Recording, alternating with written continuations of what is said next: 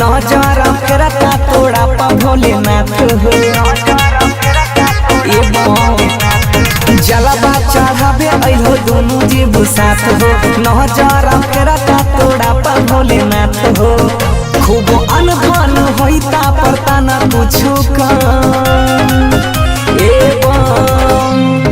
दान पुण्य करब आइल छहो बोलबा दान पुण्य करब आइल छहो बोलबा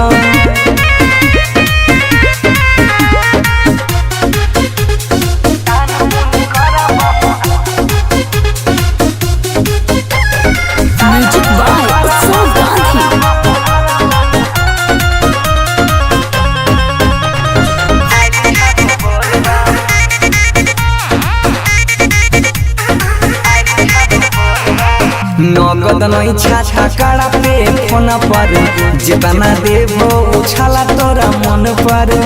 कभी कोई चीज की कमी नहीं होता नगद नहीं छाछा कड़ा पे फोन पर जितना देवो उछाला तोरा मन पर खुशी से मांगे छिया तोरा से दान पुण्य करब आइल छहो बोलबा दान पुण्य करब आइल छहो बोलबा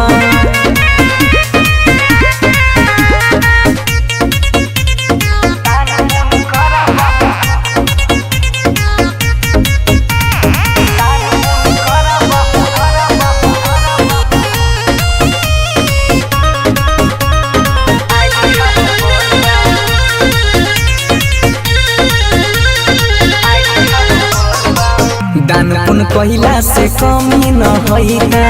बाबा के कृपा से दुख मिट जइता दान पुण्य कहिला से कमी न होइता बाबा के कृपा से दुख मिट जइता मालिक से दुआ मंगल करबा दान कर सोनू बम आइल छहो बोलबा दक्षिणा दहो बंसी बम आइल छहो बोलबा हर्ष पटना रिकॉर्डिंग स्टूडियो बसंतपुर।